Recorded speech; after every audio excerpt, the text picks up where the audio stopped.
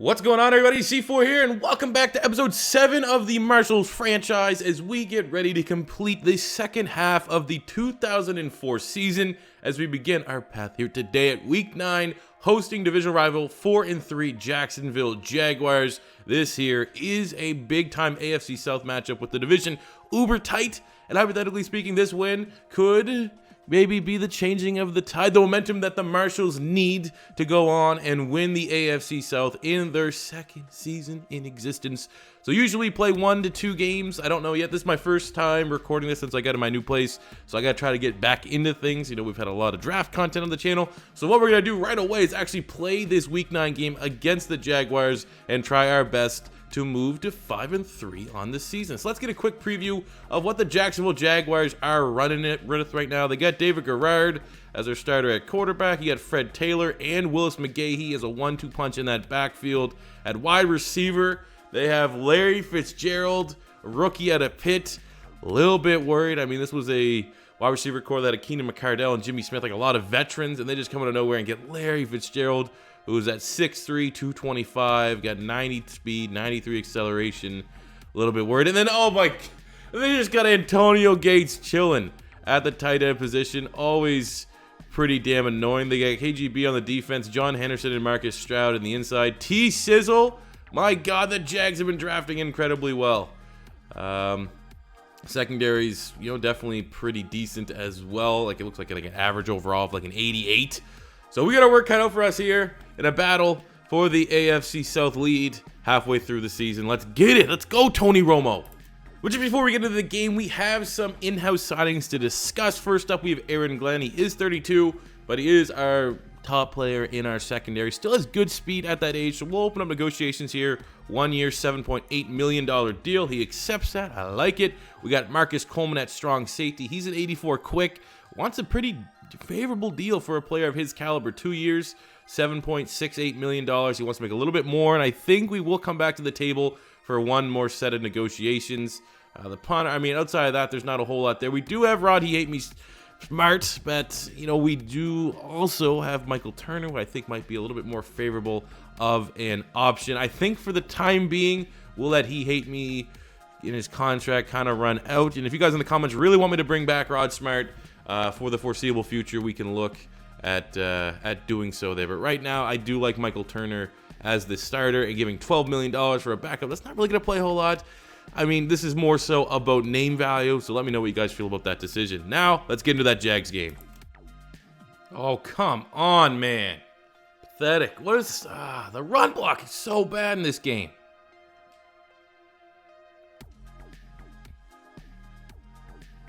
All right, we got 3rd and 15 to try to move the chains. You got like Andre Johnson's matchup there in the slot. This is going to have to be perfect timing. That's a great pass. Andre Johnson, for whatever reason, can't hold on to the ball. That's a phenomenal start. Phenomenal start. The home crowd are just so into the game with that kind of start. Big 3rd and 3. Let's bring out the pain. Let's bring the pain. We got Jared Allen. Oh, we flabbergasted him. And that is great coverage by Asante Samuel to force the punt. But great defense, and Jared Allen's just heating up off that edge. Toasty!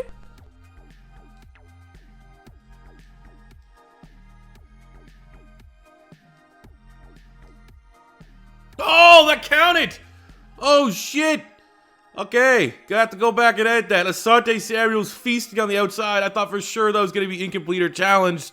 And they counted that pick. What hands? He's better than any receiver not named Andre Johnson on our team right now. 1st and 10. Coming at you live. Unprepared here. Let's run it, Michael Turner. Come on. Just, hey, look, we got some yards. We're almost breaking even here. Oh, 2nd and goal. Fine, Mr. Andre Johnson. It's good. It's good. You give us one chance, they'll make you miss. I don't know why he's dabbing in the year 2004, but he's a trendsetter, that's for sure. As the Marshals jump out to a lead here against Jacksonville. That wasn't the glitchiest catch animation of all time. Okay, we're going to replay. Let's get a replay of this. Hey, Garrard drops back, hits Shane Cohn. Look at this. So he's running full momentum towards the sideline there. I hope to God that's not actually one of my defenders. It's not. Okay, it's one of these highly detailed sideline plays. Like running full stretch, just stops and it has backwards momentum. Great. Nice. All right, bend, don't break. 3rd and goal on our 4-yard line. Definitely want to hold into a field goal attempt here so we can get into halftime with the lead. We got Jared Allen getting pancaked. Oh, my God. Oh, get the pick. Asante Samuel looking for another one. He is a ball hawk. This could be his coming out party here. In a big game like this in the AFC South, he's emerging and showing why he's going to be a superstar corner eventually and sooner than later in the National Football League. But you got to pick that off. Oh, there we go. Beautiful pass. Johnson don't get denied. He gets gang tackled on the 3-yard line, but a big conversion there. Andre Johnson, only 45 yards. There's barely any offense in this game, but we need him to make a play. He's done that. 1st and goal. Let's get another touchdown. Oh, come on, a run game's been non-existent, but there we go. Michael Turner, the best C4 special running back in the league here at 2004, takes it to the house, and that just might be enough of a cushion for us to coast in the 4th quarter and squeeze out a vital AFC South win.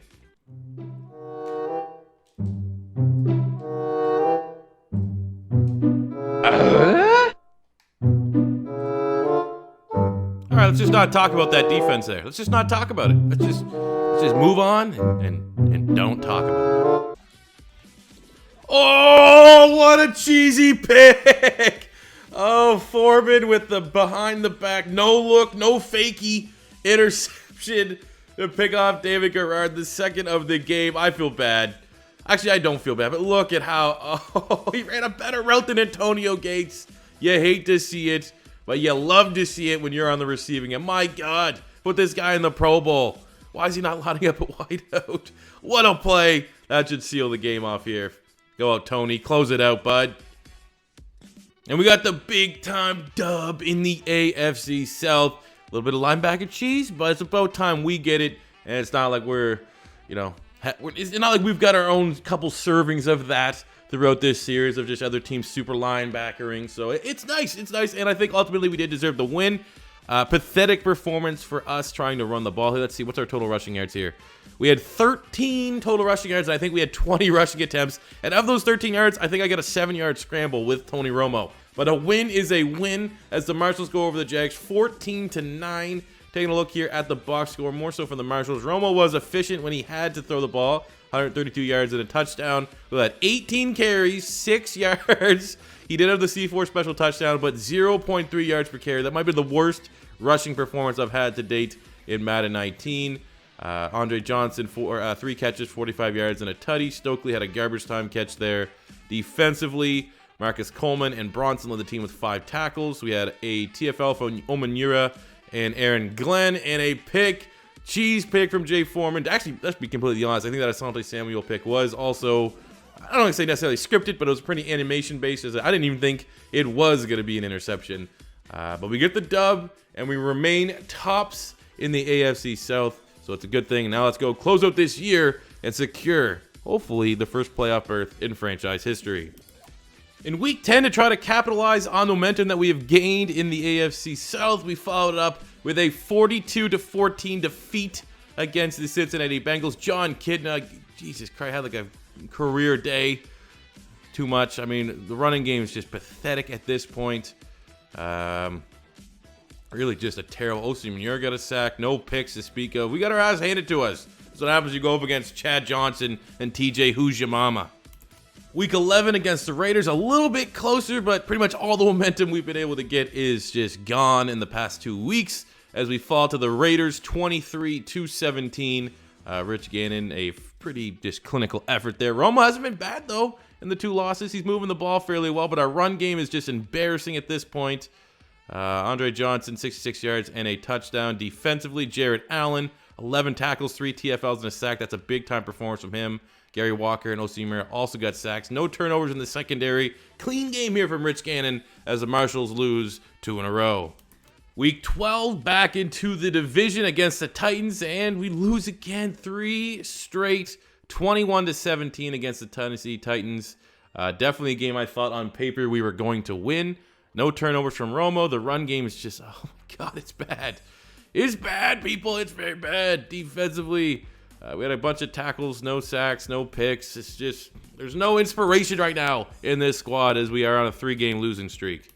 Is that Tom Petty I hear in the background? Because our team is free-falling, going from first in the division to losing 4 in a row, 2 back-to-back within the AFC South as we fall 28-21 to the Indianapolis Colts. Peyton Manning versus Romo, and Manning gets the better of Tony. And Tony actually has his first turnover in as many weeks. Look at the run game, man. Our offensive line's not that bad. What's going on? Defensively, I mean, we got a couple sacks here, I suppose. No turnover. Oh, my God, man. This is just the run performance. Like, we're getting below 40 yards a game. It's something, Michael Turner might not even be the option. Clearly, when we're playing with him, it's not working. And even with the sim, it's not working. Got to figure that out sooner than later. And somehow we make it 5 losses in a row as we fall 28-24 against a then 2-win Detroit Lion team. We just got smoked by Joey Harrington. Roma, the run game's slightly better. Roma actually had a decent game. Andre Johnson, 5 catches, 94 yards, and a touchdown. Defensively, we got some production, a couple sacks, Sharper, Walker, and Allen. Asante Samuel getting another interception. A little bit of a breakout year for him, but my God, this is a fall from grace that I haven't seen in quite some time. Going from, hey, we are almost a lock to get the playoffs and maybe even win the AFC South, beating the Jags at the beginning of the video, to losing 5 in a row and having all of that shattered. But at least we're starting to get some clarity into really how we have to approach this offseason, and that is finding a running attack. And as soon as we go from top to bottom of the AFC South, we get a win over the Chicago Bears here in week 15, 41-15. Finally, something's going here. Tony Romo, that's the kind of games we need. That's the kind of games we paid him to come in and bring 214 yards, 4 tutties. As far as the running attack, pathetic.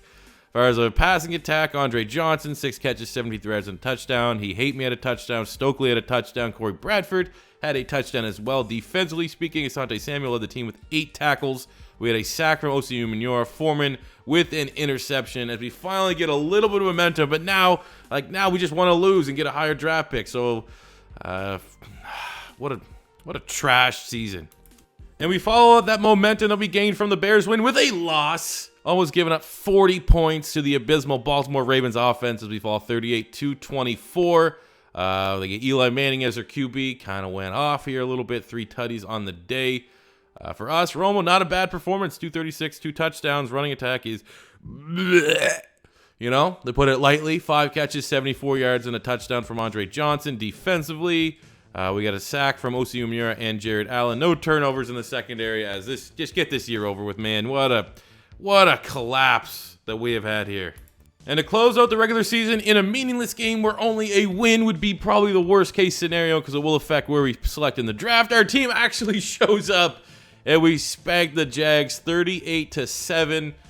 Oh, so annoying. Like, where was this? Of course, when we probably, this win might change 5 draft spots. Tony Romo just decides to dump 250 plus yards, 5 touchdowns, no picks, and we get a run.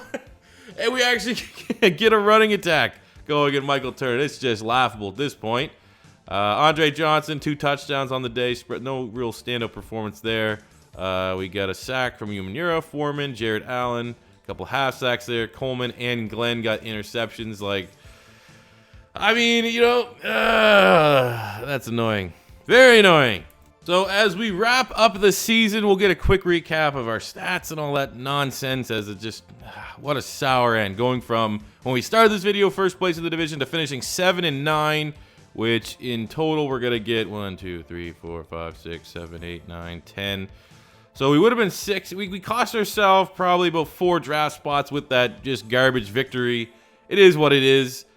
Individual success, though, just to quickly show, we had Michael Turner, who every time we've looked at him, he wasn't very impressive, but he somehow made the Pro Bowl. We'll see what his stats were and got +4 to his skill points. That being said, we know what kind of performance he's had, and if we have an opportunity to select maybe a game changer at the running back spot this upcoming draft, we will have to heavily consider that. Andre Johnson also got a +2 at the end of the year, making his 2nd Pro Bowl and being awarded wide receiver of the year in the AFC. So let's see what these stats do we have any like impressive individual numbers? As Tony Romo, that's a pretty big year. And like that's mostly sim. When we were playing with Romo, we never really had a huge game to feed the stats. He had that 5 touchdown performance in the final week 17 game, but almost 4,100 passing yards. We got 36 touchdowns to 6 picks. Those are big time numbers there from Tony Romo. Did he make a Pro Bowl? He didn't even make the Pro. Okay, whatever. But he's playing very, very well. I thought maybe we low key because I know we got like some big name QBs in the upcoming draft class. Could bring them in, but I mean that's good enough to have some job security, I think, for Mr. Romo. Michael Turner made the Pro Bowl for having 465 yards, averaging 2.4 yards per carry and 5 touchdowns. Okay? It's ridiculous.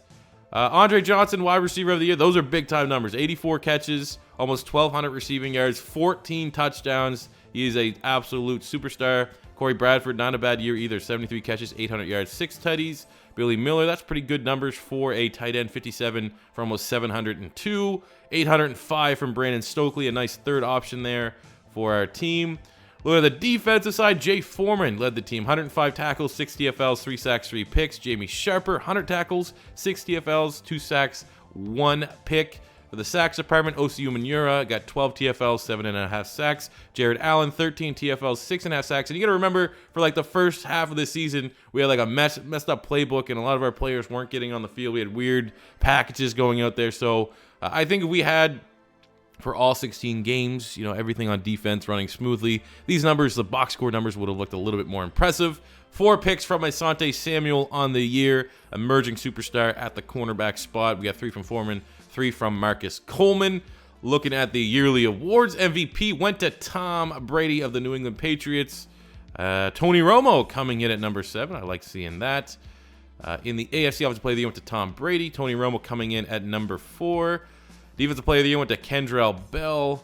I don't think we're going to have anybody there. Nope. Offensive Rookie of the Year went to Steven Jackson, the running back that we actually passed on in the last draft. And we're seeing, how did Michael Turner come 5th? He was not very good. Defensive Rookie of the Year went to Courtney Watson. Jared Allen, runner-up at number 2. Darrell Smith at number 7. So we're getting some nice production there from our playmakers. Andre Johnson, number 1 wide receiver in the league. You better believe it.